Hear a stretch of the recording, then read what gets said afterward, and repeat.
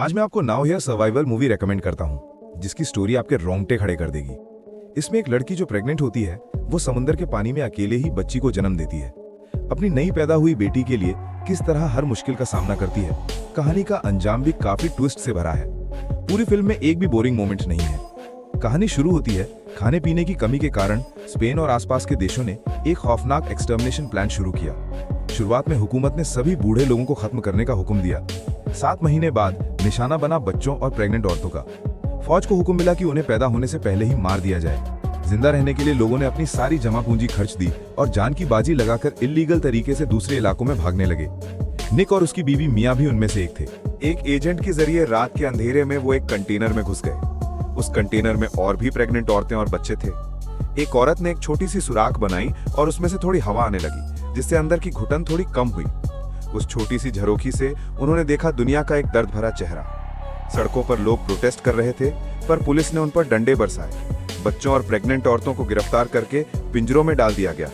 ऐसे माहौल को देखकर किसी को भी पछतावा नहीं था कि उन्होंने उस नरक से भागना क्यों चाहा। निक ने मिया को एक छोटी सी चॉकलेट दी, एक लम्हा जहां कुछ स्वीटनेस बची थी। थोड़ी देर बाद कंटेनर का दरवाजा खुल गया। बहुत सारे नए लोग अंदर दाखिल हुए। धक्का मुक्की में मिया नीचे गिर गई। वो एजेंट एक और ग्रुप लेकर आया था। भीड़ बढ़ने लगी। एक ताकतवर गंजे आदमी ने गोली चलाकर कंट्रोल लिया। उसने कहा कि दूसरा ट्रक भी तैयार है, सबको शांति से चढ़ना है। लेकिन भीड़ में निक बाहर रह गया। जब उसने दोबारा कंटेनर में घुसने की कोशिश की तो गार्ड ने उसे बाहर धकेल दिया। मिया का सिर्फ वही एक सहारा था, अब वो भी चला गया। मिया ने उस छोटी सी सुराख से झांक कर देखा। निक एक ग्रीन कलर के कंटेनर में चला गया, जिसका नंबर 107 था। उन दोनों ने फोन पर बात की। निक ने वादा किया कि जैसे ही मौका मिलेगा वो वापस आएगा, लेकिन किसी पर भरोसा न करने की सलाह भी दी। पर तकदीर को कुछ और ही मंजूर था। ट्रक जब एक चेक पॉइंट पर रुका तो गंजे आदमी ने पेपर्स दिखाए, लेकिन फिर भी आर्मी ने कंटेनर की सख्त तलाशी लेना शुरू की। जब कंटेनर का दरवाजा खुला तो सामान एक तरह से सजा कर रखा था, लेकिन ऑफिसर्स अंदर घुस चुके थे। आए, एक ऑफिसर हर कोने की जांच करता है। धीरे धीरे वो ट्रक के पिछले हिस्से की तरफ बढ़ने लगा, जहां सब लोग चिपक कर छुपे बैठे थे। तभी सीनियर ऑफिसर ने सिपाही को अंदर जाकर पोजीशन लेने को कहा और खुद बाहर आया। हर कदम गिन कर चलने के बाद एक जगह पर रुका और फिर गोली चलाने का आदेश दिया। गार्ड गोलियां चलाता है, लेकिन गोली के छेद उस जगह से काफी दूर थे जहां वो असल में खड़ा था। लेकिन अफसर को शक हो गया था। वो दोबारा कंटेनर में घुसा। उसने कोई हिंसा नहीं की, बल्कि अंदर छुपे लोगों को समझा बुझाकर बाहर आने को कहा। अफसर ने वादा किया कि वो इन अवैध प्रवासियों के लिए एक सुरक्षित जगह का इंतजाम करेगा, वरना सजा मौत थी। मिया को अपने पति की बात याद थी। उसने मौका मिलते ही एक लकड़ी के बॉक्स पर छुपने का फैसला किया, लेकिन जैसे ही एक लड़की ने वो पार्टीशन खोला, अफसर ने बिना किसी दया के उसकी जान ले ली। उसके बाद अफसर ने सभी छुपकर अप्रवासियों को मार देने का हुक्म दे दिया, लेकिन बॉक्स के ऊपर छुपी मिया किसी तरह बच गईं। अफसर ने साइट क्लीन करने का ऑर्डर दिया और अप्रवासियों का सामान लूट लिया। जब तक कंटेनर का दरवाजा बंद नहीं हुआ, मिया ने अपनी सांस रोके रखी। जैसे ही दरवाजा बंद हुआ, उसने जोर से सांस ली और तुरंत निक को मैसेज भेजने की कोशिश की। उसने अपने पति को सतर्क रहने को कहा। न जाने कितना वक्त बीत गया। मिया वाला कंटेनर एक शिप पर चढ़ा दिया गया, लेकिन जब तक शिप ने पोर्ट छोड़ा, उसे निक का कोई जवाब नहीं मिला। उसके पेट में छोटी सी जान थी। जब मिया एक कोने में बैठी थी, उसने देखा एक लकड़ी के बॉक्स के पीछे एक बैग रखा हुआ है। उसमें एक इलेक्ट्रिक सॉ, एक बोतल पानी, एक फोन और एक ग्लो स्टिक थी। पहले मिया ने इन चीजों पर ध्यान नहीं दिया।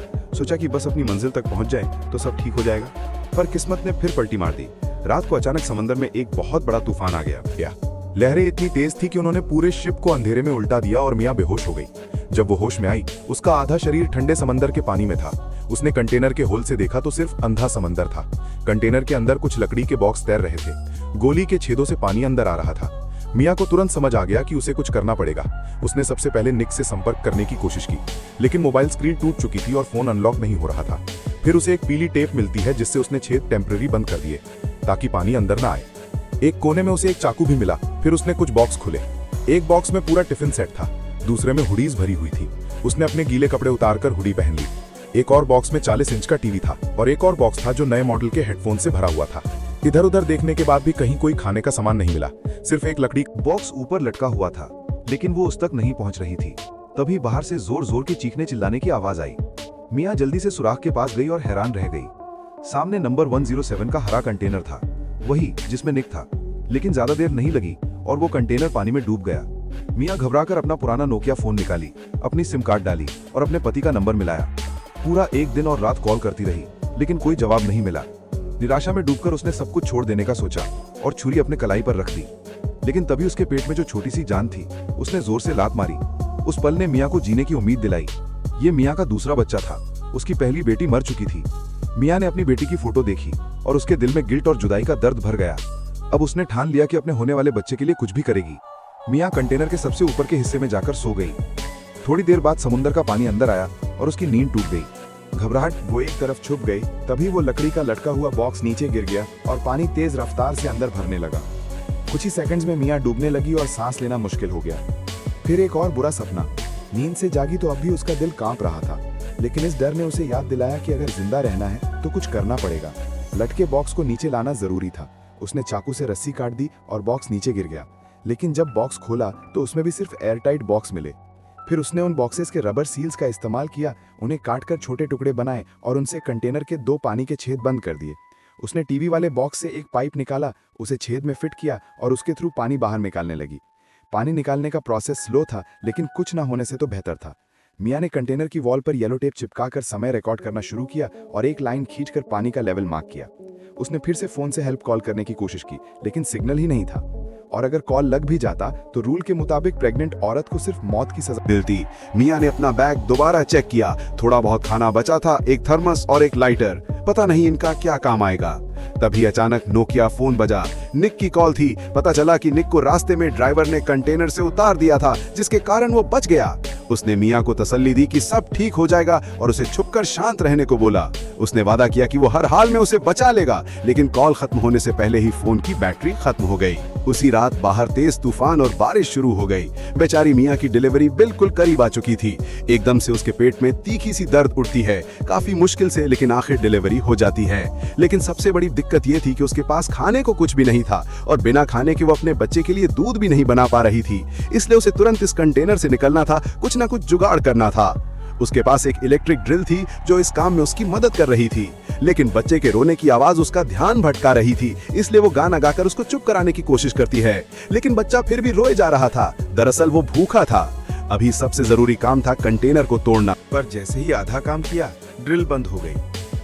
अब उसके पास भागने का कोई जरिया नहीं बचा था। अपने हाथों से वो लोहे का कंटेनर नहीं खोल सकती थी। और तो और उसके पास बची हुई 2 बॉटल्स पानी भी लगभग खत्म होने वाली थी। ये सब देख के उसके अंदर फ्रस्ट्रेशन उठाई। गुस्से में उसने चीजें तोड़नी शुरू की। तभी एक गलती से उसके हाथ एक छुरी लगती है। उसको देख के थोड़ी उम्मीद जगी, लेकिन ये इलेक्ट्रिक ड्रिल जितनी पावरफुल नहीं थी। काफी देर तक कोशिश करने के बाद भी कुछ खास नहीं हो पाया। उलझन के साथ हाथों पर घाव भी हो गए। पानी ना मिलने की वजह से उसका शरीर कमजोर हो गया था। तभी एक अजीब सी आवाज बाहर से आई। डर के मारे वो छेद के पास जाकर देखती है और तभी एक बड़ी सी पूंछ उसके पास से गुजरती है। एक वेल थी। उसकी दहाड़ से बच्चा भी जाग जाता है। वो एक हाथ से बच्चा संभालती है और दूसरे हाथ से लकड़ी लेकर कंटेनर पर मार मार के जोर से चिल्लाती है ताकि भेल भाग जाए। भेल शायद समझ गया और धीरे से वापस समुद्र में चला गया। ये वही वेल था जो बाद में उस माँ बेटे की जान बचाएगा। हालांकि उसने कंटेनर का छेद बंद कर दिया था, लेकिन समुद्र का पानी हर जगह घुसने लगा था। धीरे धीरे पानी का लेवल बढ़ने लगा। उसे तुरंत निकलना ही होगा।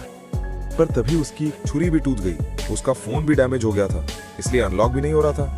किसी से कांटेक्ट भी नहीं कर पा रही थी। पानी भी पूरा खत्म हो गया। सख्त प्यास की वजह से उसका दिमाग स्लो होने लगा। होश और बेहोशी के बीच अटक गई और कंटेनर के अंदर पानी चढ़ रहा था। कंटेनर के अंदर समुद्र का पानी देखकर उसके दिमाग में अचानक एक आइडिया आया। उसने बिना सोचे समझे आधी बोतल पानी भर ली। अगर उसने वो पानी पी लिया होता तो अंजाम बुरा हो सकता था। अच्छा हुआ कि उसकी अकल उसकी भूख और प्यास पर भारी पड़ी और उसने पानी नहीं पिया, बल्कि अपने सिर पर डाल दिया। लेकिन जब उसने देखा कि लोहे की चादर पर पानी के बूंदे टपक रही हैं और वो तुरंत उन्हें चाटने लगी, पर इस तरह से प्यास नहीं बुझी, तो उसने एक एक बूंद इकट्ठी करनी शुरू की और बोतल में भरने लगी। पानी में जंग का टेस्ट था, पीने लायक नहीं था और थोड़ी देर में उसकी तबीयत खराब होने लगी। उल्टी जैसी फीलिंग आई। इसी दौरान जब वह भूख और प्यास से बेहोश होने लगी तो उसके चेहरे पे कुछ बूंदें टपकती महसूस हुई। धीरे धीरे उसने आंखें खोली तो देखा कि बारिश का पानी उस छेद से आ रहा था जो पहले ड्रिल मशीन से बनाया था। यह देखते ही वह तुरंत खड़ी हो गई और बारिश का पानी पीने लगी। जब प्यास बुझी तो उसने खाली डब्बे इकट्ठा किए और सब में पानी भरना शुरू किया, क्योंकि यह मीठा पानी उसके जिंदा रहने की उम्मीद था। छोटी सी कोला की कैन भी काम आई, लेकिन जब वो कैन खोलने लगी तो एकदम से रुक गई। उसे याद आया कि पहले जब ड्रिल मशीन से लोहे की चादर काट रही थी तभी बैटरी डेड हो गई थी। ये कैन देखकर उसके दिमाग में एक आइडिया आया। बीबी को ठीक से सुलाकर उसने एक लंबी रस्सी लोहे की चादर के एक कोने से बांधी और दूसरी साइड से पकड़कर जोर लगाकर खींचने लगी। जैसे वो चादर टूटी, उसने अपना पूरा वजन डाल दिया और मां होने की ताकत दिखाई। आखिरकार उसने वो मजबूत चादर तोड़ ही दी। दोनों के चेहरे पर पड़ी एक नए जीवन की शुरुआत जैसी। लेकिन जब वो कंटेनर के बाहर निकली तो और भी ज्यादा उदासी छा गई। चारों तरफ सिर्फ समुंदर ही समुंदर था। कोई जमीन का निशान नहीं, कोई उम्मीद नहीं दिख रही थी। लेकिन बेबी का मासूम चेहरा देखकर उसे याद आया कि मां के रूप में उसे हर हाल में जिंदा रहना होगा। उसने बेबी का डायपर बदला और पुराना डायपर समुंदर में फेंक दिया।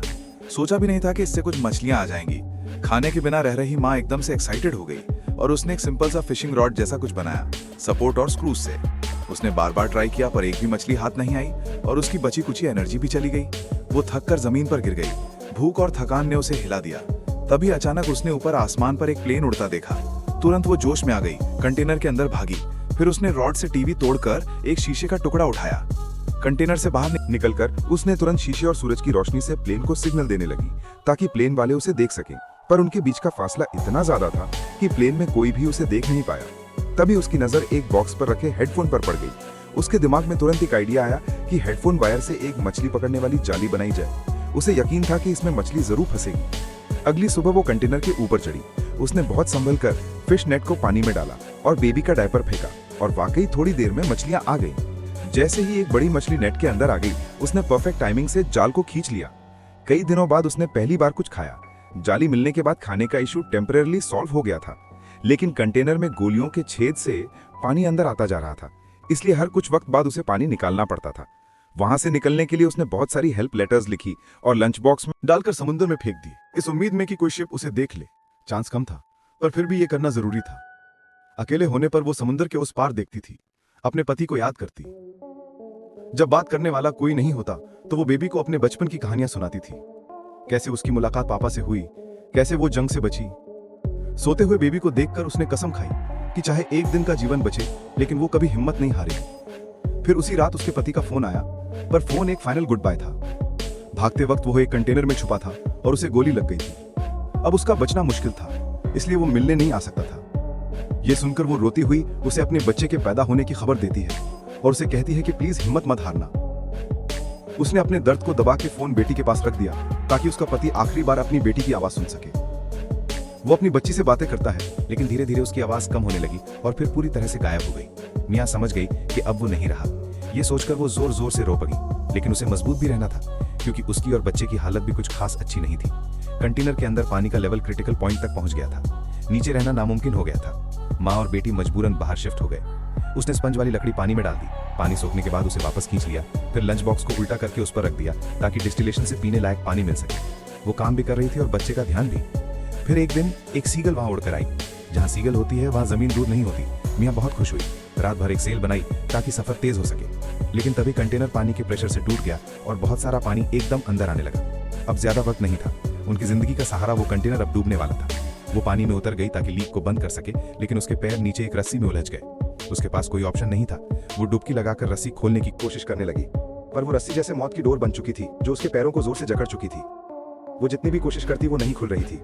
हर कुछ देर में उसे सांस लेने के लिए ऊपर भी आना पड़ता था। लेकिन जब कंटेनर पूरा भर गया, उसी वक्त जिसमें बेबी को रखा था छोटी सी लकड़ी की नाव, वो भी पानी के झटके से बह गई। जल्दी ही कंटेनर पूरा डूब गया। अच्छा ये था कि उसके पास एक छुरी थी। अपनी आखिरी सांस से पहले उसने रस्सी काट दी और बिना वक्त गवाए वो ऊपर तैरती हुई निकली। पर जब वो बाहर आई तो बेबी कहीं भी नहीं था। वो घबरा गई और इधर उधर देखने लगी। जब वो कुछ समझ नहीं पा रही थी, तब वही पहले वाली वेल वापस आ गई। वो वेल को देखकर डर गई और भागने लगी, लेकिन वेल ने उसे कोई नुकसान नहीं पहुंचाया, बल्कि वेल सीधा उस छोटे लकड़ी के छतरी तक आया जहां बेबी था। वेल ने बहुत सारी पानी की बूंदें बेबी पर गिराई और बेबी तुरंत रो पड़ा। बेबी की चीख सुनकर मियां ध्यान तुरंत उस तरफ गया। वो तेजी से वहां तैरती हुई गई। आखिरकार उसने छोटी लकड़ी की छतरी को देखा। ये सब होने के बाद भेल शानदार तरीके से चला गया। उसकी मदद से माँ और बेटी सफल रूप से फिर से मिल गए। जल्दी ही सूरज फिर से उगने लगा। मियां अपने सर्वाइवल बोट में बैठी हुई समुद्र में तैर रही। अपनी आखिरी ताकत लगाकर मछली की हड्डियां पानी में फेंकी ताकि समुद्र के गल को अट्रैक्ट कर सके। तभी बहुत सारे समुद्र के गल उसकी तरफ आने लगे जो उसके और बीबी के ऊपर घूम रहे थे। ये मंजर आसपास मछली पकड़ने वाले जहाजों को भी अट्रैक्ट कर गया। लड़की ने अपने पिता से कहा कि बोट की पूरी रफ्तार से समुद्र के गल के पास जाए। सब मिलकर बेबी को बोट में ले आए। बच्चे को देखकर सब हैरान हो गए। लड़की ने बेबी का तापमान चेक किया, फिर उसने एक रस्सी देखी। उन्होंने रस्सी पकड़कर खींचा तो मियाँ बाहर आई, लेकिन मियाँ का रंग पीला पीला था। लड़की ने जल्दी से मुंह से सांस ली और आखिरकार मियाँ को मौत के किनारे से बचाया गया। मियाँ ने आंखें नहीं खोली, पर इशारा किया कि वो अपने बेबी को गोद लेना चाहती है। जब मियाँ ने आंखें खोली और हकीकत देखी, तब समझा कि वो सच में जिंदा है। फिर उसने लड़की के बेटे को देखा, तब उसको यकीन हुआ कि यह सपना नहीं है और वो रोने लगती है। इस मुश्किल जिंदगी के सफर ने मियाँ को जिंदगी की नाजुकता और मजबूती का गहरा एहसास दिलाया। साथ ही उसने कुदरत की ताकत और दया भी महसूस की। अब वो अपनी जिंदगी दोबारा शुरू करेगी, मुस्तकबिल का सामना मजबूती से करेगी, अपने पत्नी को हमेशा याद रखेगी और अपनी बेटी नोया के लिए आगे बढ़ेगी।